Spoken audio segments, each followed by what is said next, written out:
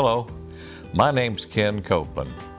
I went to work for WKY Television January of 1960. It's really hard to believe that that's been over 50 years ago. Television was still in its infancy, all black and white. Videotape had just come in, so we had sources of programming where it was film, live, videotape, and of course, network. Well, a lot of things have happened since then. The old switchers that we used were the click-clack overlap type switching. They made a flash. Wasn't the kind of switching you see on television today. Today it's real smooth. A lot of generated effects. It's really good. It's come a long way. Back in those days, one of the things we had on a film chain, we had an iconoscope. The iconoscope, we called it the Ike chain. The film, you would ride gain on it on the video with the gain and the pedestal and the parabola too. Well, it was pretty complicated and hard to ride gain on it. The old thing sure did put out a good picture. It was sharp, but it was a little grainy. But that was the nature of television in those days. We didn't think anything about it. And later on we had the Vidicon cameras, and they worked a lot better. And two, we had the color cameras. The old color cameras, we'd fire them up early in the morning, around 5 o'clock.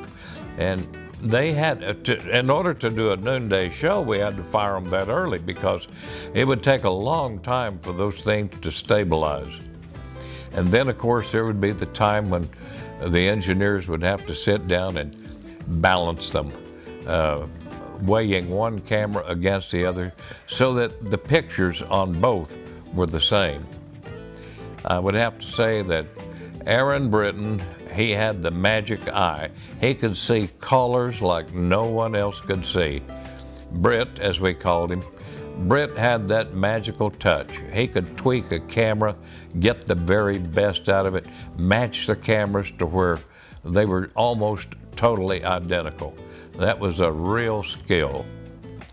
And of course, I remember the one time when Lester Tucker was balancing the cameras, and he would set up a bowl of fruit down on the stage, point both cameras at the bowl, and there would be a red apple, a yellow banana, maybe a green pear or something like that in the bowl. Well, one day somebody pulled one on Tucker. Tucker set up the bowl, pointed both cameras, and went back up into the control room. Someone was ready. When Tucker got up into the control room, he looked. The pear was green, the apple was red, and the banana was blue. Well, Tucker ran back down on stage. Meanwhile, someone traded the blue banana for the yellow banana. Tucker looked at it, and here it was, down on the stage live. All colors were the way they should be with the yellow banana. Tucker goes back up to the control room. Someone shifted. They put the blue banana back in and ran Tucker back and forth, up and down the sound trap, to the stage, back and forth. This must have gone on for 15 minutes before Tucker finally caught on. But it was a wonderful time. Lots of practical jokes. It was a wonderful time indeed. A lot of practical jokes. What a family it was. People, innovative people. You were working around some of the most creative people you've ever seen. There was a lot of talent on camera, but there was a lot of talent behind the camera, from stage crew, engineering, projection, videotape machine. The talent, we were surrounded with talent. When someone would come up with an idea, can we do something?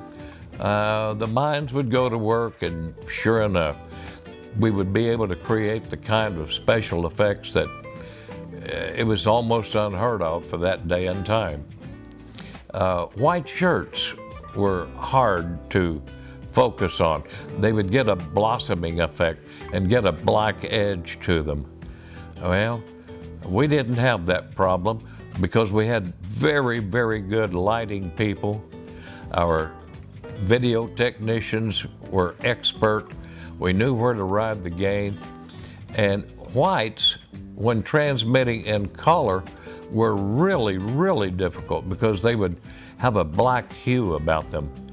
Well, Aaron Britton, back to Britt, he came up with a way to do it to where whites would be transmitted whites. He was so good at it that someone from NBC television saw what we were doing one day. They sent a guy down here to learn how to do white shirts, to make white shirts not blossom. It was pretty creative, I would have to say. A lot of talent. Well, those were wonderful times. I remember the day that Gene Lyons hired me in. One of the first things that Gene did was to take me down on stage in Studio B. The stage was empty at that time. It was dark, no lights, walking around, and Gene was pointing out different things in the studio on that very first day. One of the things he did, he walked over and he picked up a microphone. He held it up to me and he said, "Do you know what this is?" And I said, "Well, yes, that's a microphone." He said, "You need to know right now, and always keep it in your mind, never trust a microphone." You know, he was right, because sometimes people have said little naughty words that went out on the air that shouldn't have been said. But it's back to that old expression, be very, very careful what you say, because you can never unring a bell. Well, I learned a lot of things out there. There were lots of good times out there. I remember, now it was before I went to work for Channel 4. It was in the 50s. 1956, WKY bought Channel 13 at Tampa, Florida. That was WTVT. Bob Hayward went down there as chief engineer.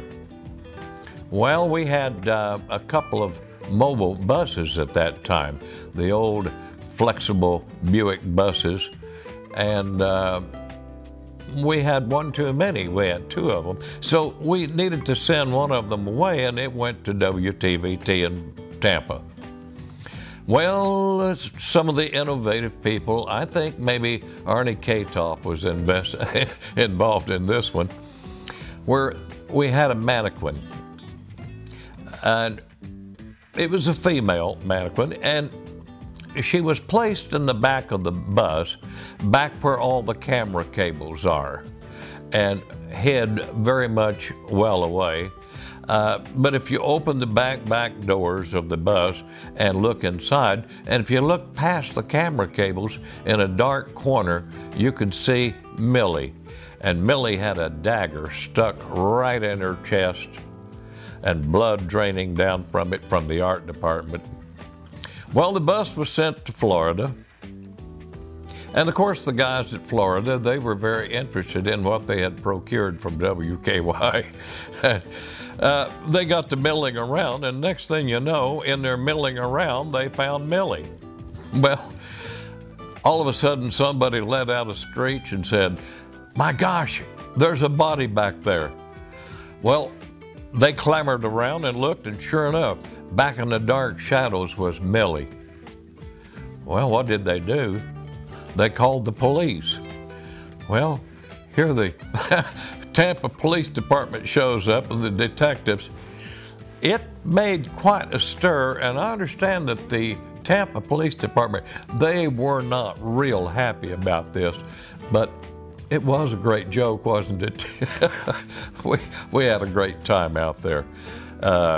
If you couldn't take a joke, that was not the place for you to be, because jokes were always being played on everyone. Good practical jokes. And it was all in clean fun, but sometimes our jokes got a little carried away.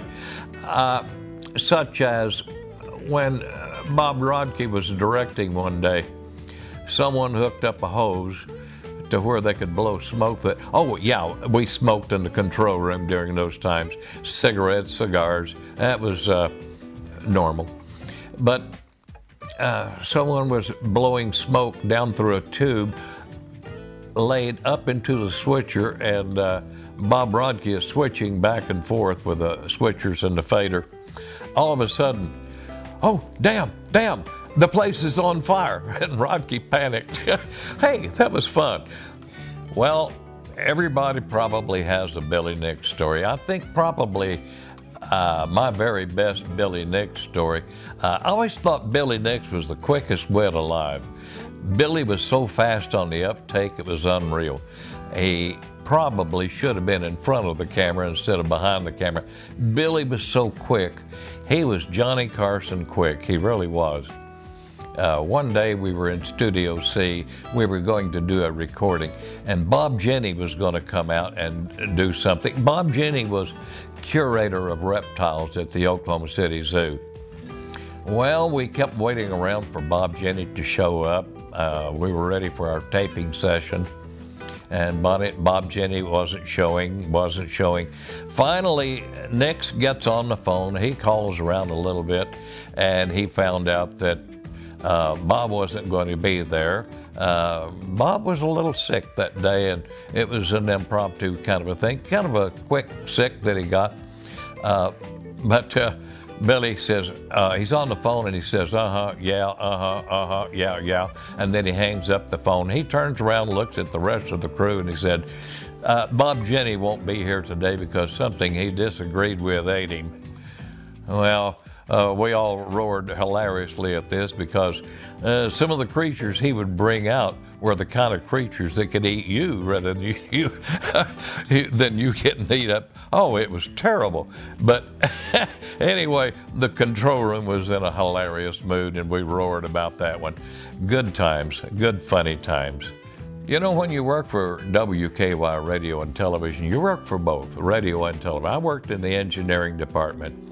And there were a lot of different things that happened. I remember one morning on a Sunday morning when upstairs in radio, they were having a little technical problems up in radio. Well, they called down, and so I was downstairs, and I answered the phone, and we got somebody who can come up here and help us. Our radio console was giving us a trouble. So I broke loose, and I went upstairs. And that was my first encounter with a gentleman named Chibi Graham. Chibi Graham would come out on Sunday mornings, and Don Wallace was a DJ that morning on Sunday morning radio. And Chibi, he was president of the Oklahoma Milk Producers Association. They had a radio show every Sunday morning. Well, I went upstairs and I got acquainted with Chibi Graham. And you know, it was really interesting because later on, I started learning to fly, and I got my pilot's certificate, and I got acquainted with Chibi Graham, and I'm surely glad that I did because Chibi had been a World War I fighter pilot. And then another pilot I got to talk with one time, Arthur Godfrey. That was an experience. We were doing a taping session, and Godfrey was down on stage, and we were doing this tape session. I made mention, I said, geez, I sure would like to talk to Godfrey, shake his hand. Well, Godfrey's PR man was sitting there in the control room, and he looked at me and he said, don't go around Godfrey. He's in kind of a bad mood, and Godfrey, he'll just eat you up. And I thought, oh, geez, what kind of a guy is this? Anyway, after the tape session, I walked out into the hallway to get a drink of water from the water fountain. And around the corner came Godfrey and Danny Williams. And they walked up, and I'm facing Godfrey face to face. And I'm looking straight at Godfrey, and I just couldn't help myself. Mr. Godfrey, he looked at me and he said, what the hell do you want? And I said, well, sir, you and I, we have something in common. He said, what the hell is that? I said, well, sir, we both hold airline transport ratings. And all of a sudden, the ice broke. Godfrey stuck out his hand and smiled, and he says, "Well, put her there, partner." And he shook my hand. And Godfrey and I sat and talked, or stood and talked, for 30 minutes right there in the hallway. And behind Godfrey was his PR man, shaking in his head in disbelief. He couldn't believe, but boy, the aviation thing broke Godfrey wide open. I'd like to talk just a little bit about the color cameras that we had. I well remember those cameras and the serial numbers. Serial numbers were number 7, number 11, and number 34. Don't ask me how I remember those serial numbers, but they're well embossed in my mind. Those were the cameras that CBS Network wanted. They wanted them badly. Buddy Sugg was manager of television at that day and time, and he would not turn loose of those color cameras. So therefore, WKY television became the first television station in the world to have color other than NBC Network. But those big cameras, they took a long time to set up. And they were hard to work with. They were heavy. They were huge. It always took 2 people to push them around. Well, there were many, many times Channel 4 gave me a good insight to life, gave me good ideas of what to do, what not to do. I learned so much. A lot of good, wonderful friends. Channel 4, WKY, hey, it was like a family. Enjoyed it so very much. But I chose to go another direction. I went into aviation, and today I'm still flying, but I'm not doing the kind of flying I used to do. No longer am I doing corporate flying or flying the jets. Flying the smaller airplanes, doing pilot certifications. And by the way, pilot certifications, I have certificated over 4,000 pilots. And it's been a wonderful time, a lot of fun. I have an office at Wiley Post Airport at Atlantic Aviation. And if you want to drop by, I'll buy the coffee. Thanks a lot. See ya.